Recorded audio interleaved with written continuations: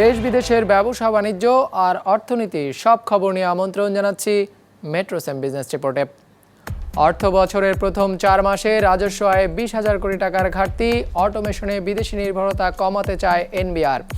চলতি মাসে শুরু হচ্ছে বঙ্গবন্ধু রেল সেতুর নির্মাণ কাজ, প্রকল্প এলাকা বুঝিয়ে দেওয়া হয়েছে জাপানি ঠিকাদার প্রতিষ্ঠানকে।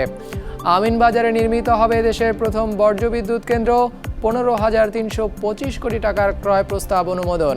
এমন সব খবর নিয়েই আমাদের আজকের আয়োজন।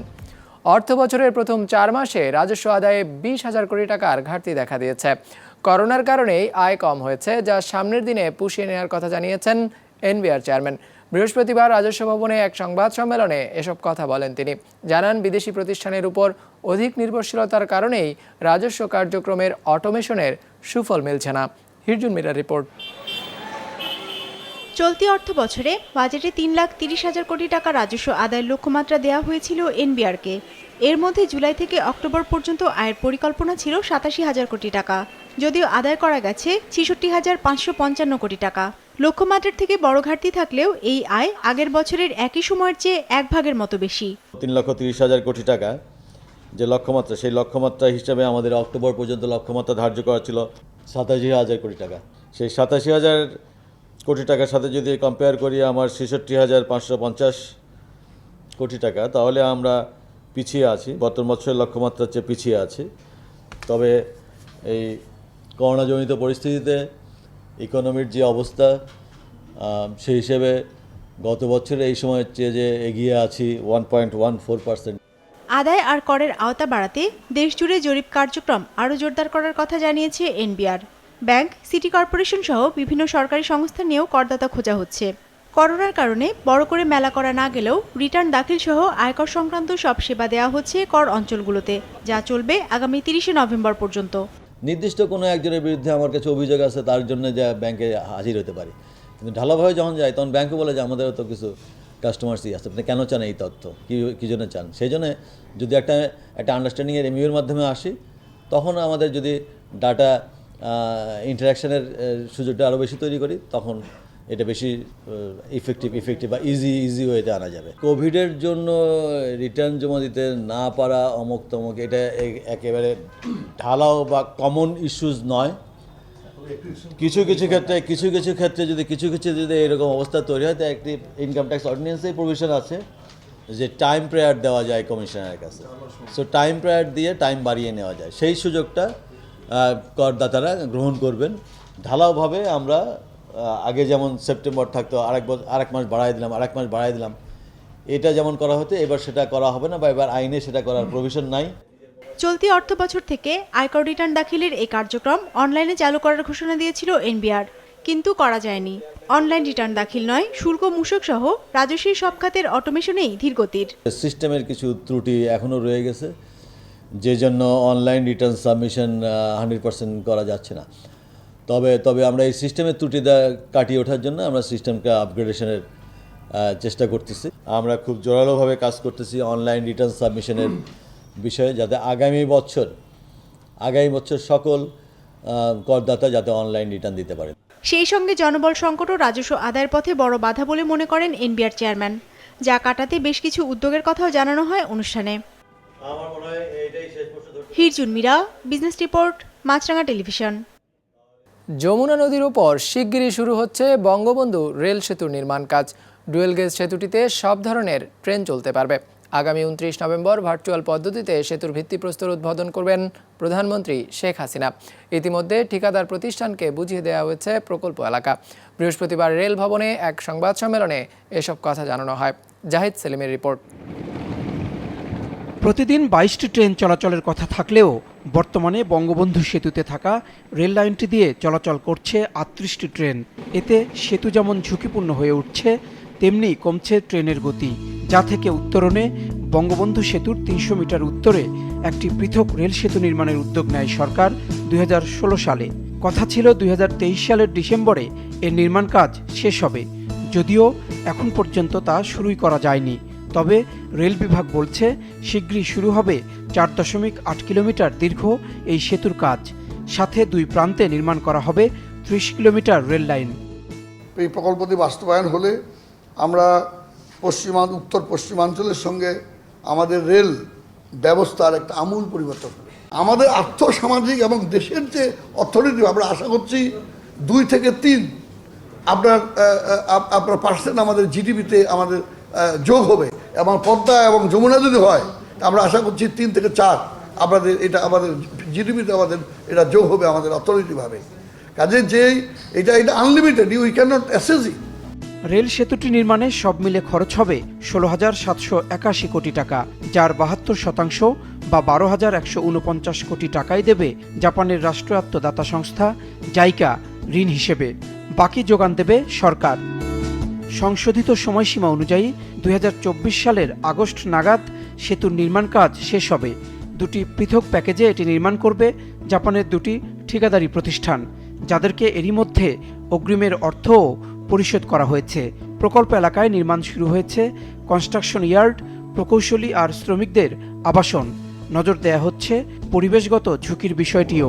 বিদ্যমান যে বঙ্গবন্ধু বহুমুখী সেতু আছে এর উপরে কোনো নেগেটিভ প্রভাব পড়বে না, বা সিরাজগঞ্জ এবং ভুয়াপুর 2 পারে যে আমাদের রিভেটমেন্ট ওয়ার্ক আছে তারপরেও কোনো নেগেটিভ ইম্প্যাক্ট করবে না, বরং পজিটিভ ইম্প্যাক্ট করবে। আমরা যে স্টাডিগুলি করেছি যে ব্রিজ না হলে কত স্কাওয়ার হবে এবং ব্রিজ হলে কত স্কাওয়ার হবে, এগুলো আমরা ডিটেল স্টাডি করি এবং স্টাডি রিপোর্টগুলি আমরা বিবিএকে বাংলাদেশের কর্তৃপক্ষের ক্ষেত্রে আমরা সাবমিট করেছি, এবং তাদের যে ফরেন এক্সপার্ট তাদেরকে তারা ভেরিফাই করে তারপরে তারা আমাদের সম্মতি দিয়েছে। 100 থেকে 120 কিলোমিটার গতিতে প্রতিদিন 100টি ট্রেন চলাচলের সক্ষমতায় তৈরি হবে এই সেতু। থাকবে পণ্যবাহী ট্রেন চলাচলের ব্যবস্থা। এতে যোগাযোগ ও অর্থনৈতিক উন্নয়নে গতি বাড়বে বলেও আশা সংশ্লিষ্টদের।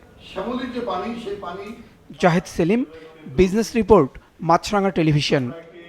দেশে প্রথমবারের মতো নির্মিত হতে যাচ্ছে বর্জ্য বিদ্যুৎ উৎপাদন কেন্দ্র। রাজধানীর আমিনবাজারে উত্তর সিটি কর্পোরেশনের বর্জ্য ব্যবস্থাপনা কেন্দ্রের পাশে একটি বিদ্যুৎ কেন্দ্র নির্মাণ করা হবে, যার উৎপাদন ক্ষমতা হবে 42.5 মেগাওয়াট। এজন্য খরচ হবে সব মিলে 15,325 কোটি টাকা। বৃহস্পতিবার সরকারের ক্রয় সংক্রান্ত মন্ত্রিসভা কমিটির বৈঠকে এই সংক্রান্ত প্রস্তাবটির অনুমোদন দেওয়া হয়।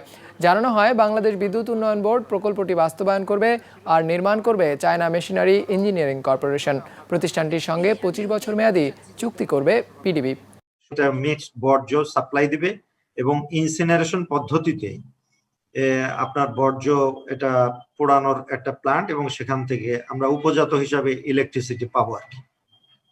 তো এটা আপনার এটা দেশে এটা নতুন ধরনের যে ইনসিনারেশনের মাধ্যমে যে বিদ্যুৎ সহ মানে বর্জ্যর পোড়ানোর যে ব্যবস্থা, এই প্রথম মনে হয় একটা এই কমিটি সুপারিশ করলো।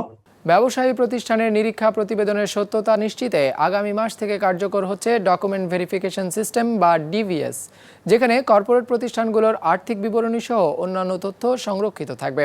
ফলে কোনো প্রতিষ্ঠান ইচ্ছাকৃতভাবে ভুল তথ্য দিয়ে কর ফাঁকি দেওয়ার সুযোগ পাবে না। বৃহস্পতিবার বিকেলে রাজধানী হোটেল সোনারগাঁয়ে ডিভিএস এর আনুষ্ঠানিক উদ্বোধন ঘোষণা করা হয়। ডিভিএস মূলত একটি ক্লাউড ভিত্তিক সফটওয়্যার, যেটি যৌথভাবে তৈরি করেছে জাতীয় রাজস্ব বোর্ড এনবিআর এবং Institute of Chartered Accountants of Bangladesh ICAB. উদ্ভাবকরা বলছেন, পদ্ধতিটি পুরোপুরি কার্যকর হলে নিবন্ধিত প্রতিষ্ঠানসমূহের নিরীক্ষা প্রতিবেদনের স্বচ্ছতা যাচাই করা সহজ হবে। কোনো প্রতিষ্ঠান অনিয়ম করার চেষ্টা করলে সাজার আওতায় আনা যাবে তাদের। এতে করে সামনের দিনে রাজস্ব আহরণের পরিমাণ আরও বৃদ্ধি পাবে বলে প্রত্যাশা এনবিআর-এর। 176,000 company are registered in Bangladesh, companies and firms. But unfortunately, this 176,000 are not properly submitting their return to the RGRC, and government losing a lot of revenue. Once this system will definitely be implemented, the RGRC revenue will definitely be jumped. যদি আমার audit report সঠিক হয় তাহলে আমার সঠিক রেভিনিউটা আমরা আদায় করতে পারবো।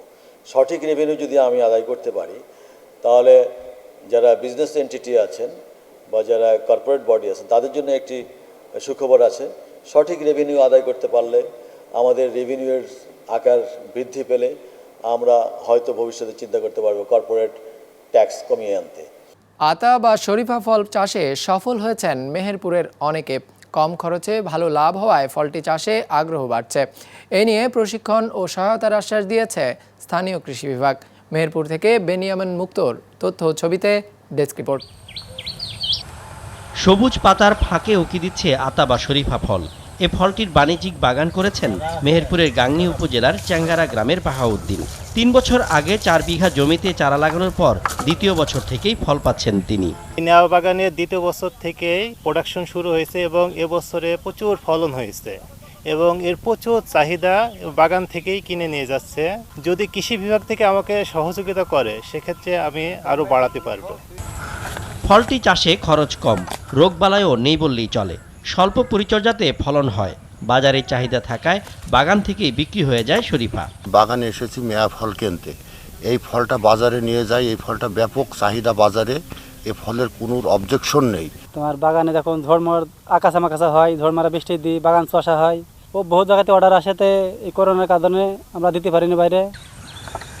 বাড়ির আনাচে কানাচে শখ করে ফলটি চাষ করা হলেও এর বাণিজ্যিক আবাদ খুবই কম।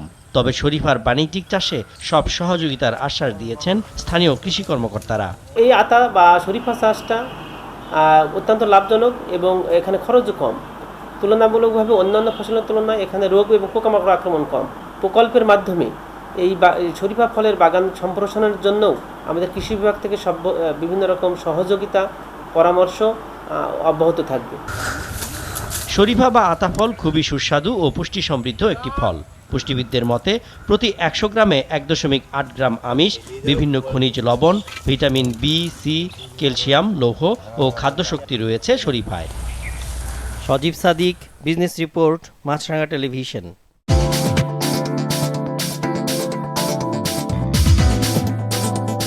ইতিবাচকভাবে সপ্তাহ শেষ করল ঢাকা স্টক এক্সচেঞ্জ। দিন শেষে সার্বিক সূচক ডিএসইএক্স ২১ পয়েন্ট বেড়ে দাঁড়িয়েছে ৪,৯০৫-এ। মোট লেনদেন হয়েছে ৯৮৮ কোটি টাকার। বেচাকেনায় অংশ নেওয়া শেয়ার ও মিউচুয়াল ফান্ডের মধ্যে দর বেড়েছে ১৪৭টির, কমেছে ১২০টির, আর অপরিবর্তিত রয়েছে ৮৭টির দর। এবার বাজার নিয়ে বিশ্লেষণ শুনব অ্যালায়েন্স ক্যাপিটাল অ্যাসেট ম্যানেজমেন্টের। গত ২ সেশনের লুজিং স্ট্রিকের পর আজ 0.4% বেড়ে ঢাকা স্টক এক্সচেঞ্জের মূল সূচক উত্থানে শেষ হয়েছে আজকের লেনদেন। লেটেস্ট কর্পোরেট ডেক্লারেশনসের উপর বেস করে বিনিয়োগকারীরা অ্যাক্টিভলি বাইং বেঞ্চে পার্টিসিপেট করেন। সেক্টর ওয়াইজ ডমিনেট করে mutual funds by 21.79%, followed by insurance and pharmaceuticals and chemical sector at 17.78% and 14.14% respectively.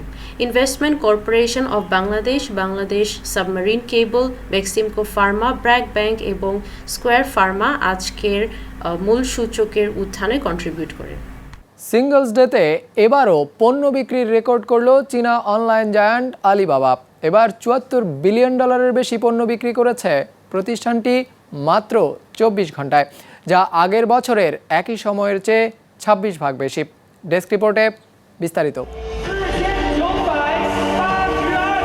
Singles day চীনা অনলাইন কেনাকাটার প্ল্যাটফর্ম আলিবাবায় ছাড়ে পণ্য কেনার বড় উৎসব, যেটি অনেকের কাছে ডাবল 11 নামেও পরিচিত।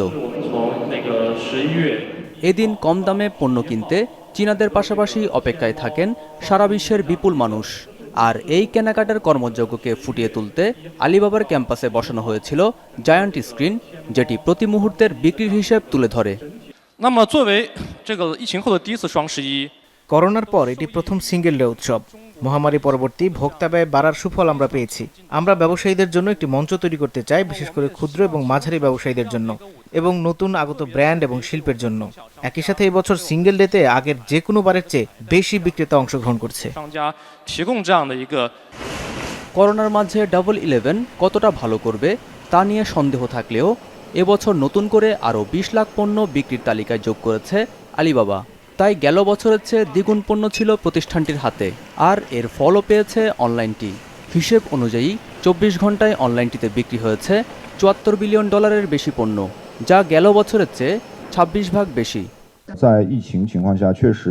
আমরা এবছর আলিবাবার মাধ্যমে আগের চেয়ে অনেক বেশি পণ্য বিক্রি করেছি।